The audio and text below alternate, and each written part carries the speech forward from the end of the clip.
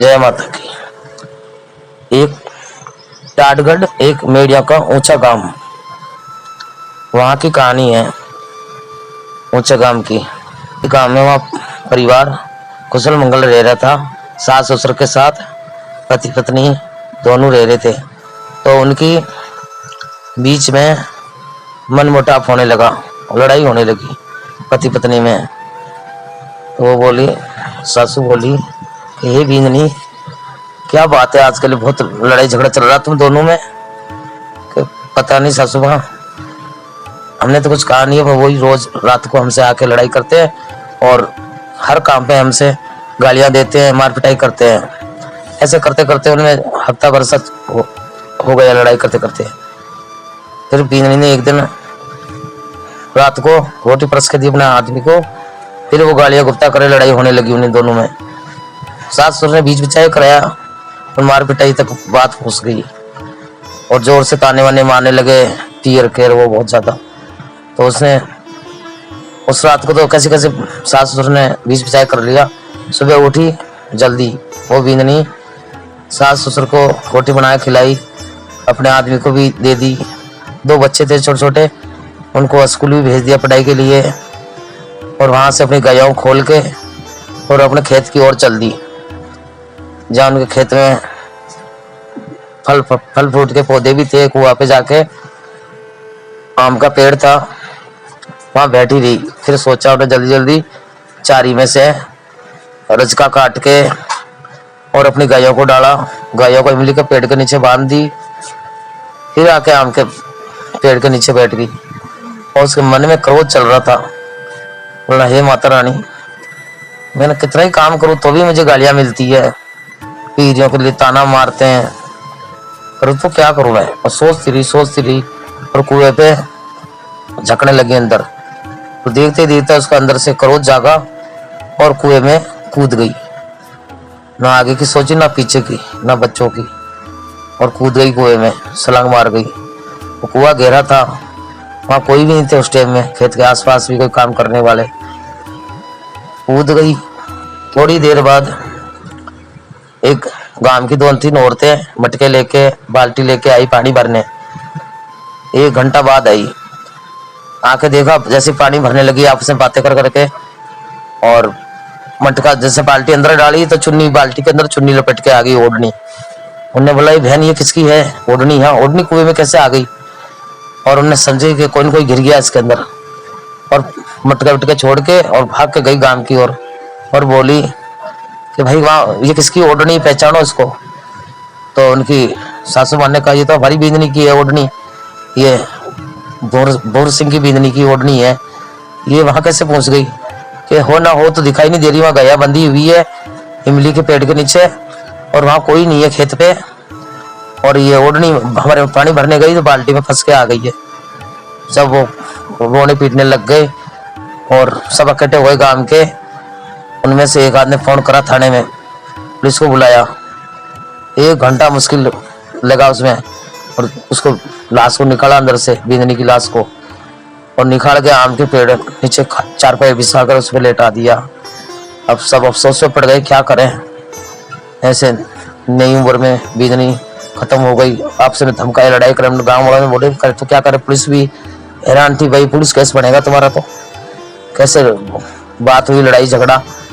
तो धमका धमको के सब बैठ गए और बोला और फोन करेंगे, पुलिस से बड़े अफसर को बुलाएंगे, ये मामला कोई संगीत है, बहुत साधारण नहीं है। फोन करा, बोले थानेदार साहब को बुलाएंगे। रात हो गई, 9 बज गए, और 9 बज गए सब पुलिस भी वहां बैठी, जब तक बड़े अफसर नहीं आए, जब तक इंतजार कर रहे थे लाश सामने। और वहां खेत है खाली, आसपास में गांव थोड़ा सा दूर पड़ता था खेतों से। सामने बड़े बड़े मेहंदी के पेड़ है।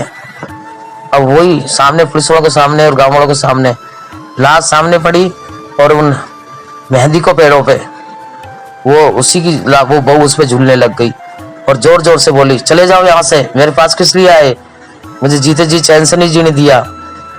और जोर जोर से लंबे लंबे बाल आगे बिखेर के और घूमने लगी मेहंदी के पेड़, कभी मेहंदी के पेड़ पे, कभी उधर आगे घूम रही कुएं के आसपास। पुलिस वालों की तो हवा खराब हो गई, पुलिस वालों की तो हुई, गांव वालों की भी हवा खराब हो गई।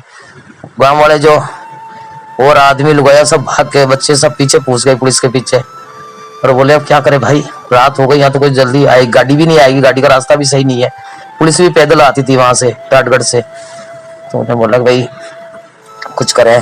वहां से 2-3 आदमी भाग के गए, वहां माता रानी काली माता का मंदिर है बड़ला वाली का, वहां पुजारी से बुलाने गए कि भाई वही कुछ कर सकते हैं, भोपा है उनके अंदर, माता रानी हमें यहाँ बचा सकती रात के अंदर।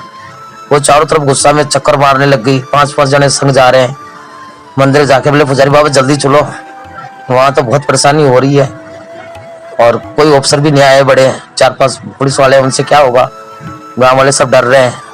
तो पुजारी बाबा जल्दी जल्दी आए, दायरे लेके, जोत लेके जल्दी जल्दी माता को जोत जलाई वहां परात के अंदर, और माता को मनाया बड़ले वाली को कि हे देवी माँ हमारे पे कृपा करो, यहाँ सब भयभीत हो रहे हैं, और यह आत्मा क्रोधित है, हमें परेशान कर रही है, चारों तरफ गुस्सा में घूम रही है।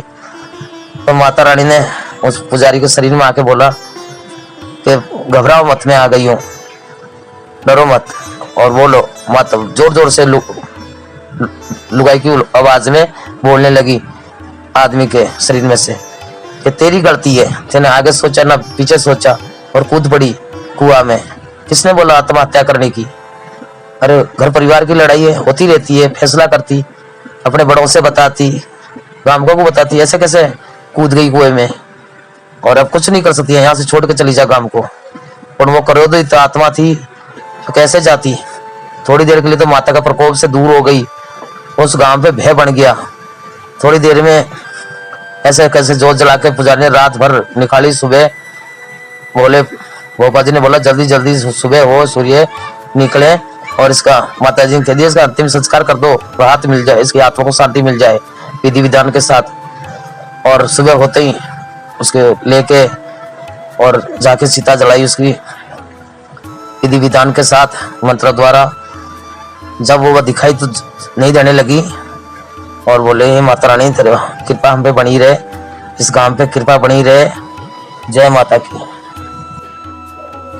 एक हफ्ता बाद उसके दोनों बच्चे उधर अपने खेतों की तरफ घूमते हुए आए, तो उसी आम के डाल पे बैठी हुई उनकी माँ आवाज दे रही, बेटा इधर आ।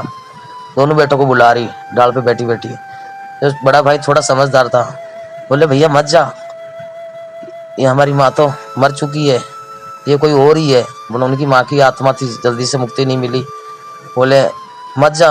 दोनों भाई भाग के वापिस अपनी दादी माँ के पास गए गांव में, क्योंकि ऐसे ऐसे हमारी माँ बुला रही है हमें आम के पेड़ पे बैठी बैठी डाल के ऊपर से, कि भैया बेटा अभी उधर मत जाना तुम कभी भी, फिलहाल हम कुछ करेंगे पुजारी बाबा से कह के। जब भागे भागे वो पति उसकी माँ बेटा पोतों को लेके और माता के मंदिर गई, माँ काली के मंदिर, और बोली पुजारी बाबा कुछ न कुछ बताओ हमें, हम क्या करें? कि उसी आम के पेड़ के नीचे माँ काली का स्थापना करवा दो मंत्र द्वारा, और उसकी आत्मा वहाँ मुक्त नहीं हुई कुएं से, वहाँ कुएं में पूजा करवाओ उसकी आत्मा की शांति के लिए, और मंदिर बनवाओ छोटा सा, और माता को विराजमान बिठा दो। जब से माता को वहाँ बिठाया, पूजा करवाई कुएं पे, फिर नहीं दिखाई दी वो आत्मा कहीं भी। जय माता की। अम्बे काली जय दुर्गे खप्पर वाली, तेरे ही गुने गाए बा।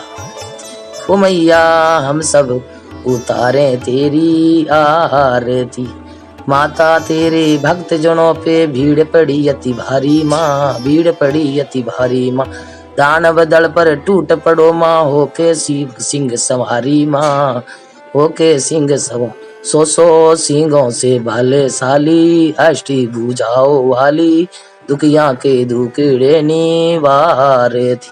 ओ मैया हम सब उतारे तेरी आरती, अम्बे तू है जगदम्बे काली, जय दुर्गे खप्पर वाली, तेरे ही गुने गाए भारती। माँ बेटे का इस जग में है बड़ा ही निर्मल नाता माँ, बड़ा ही निर्मल नाता माँ।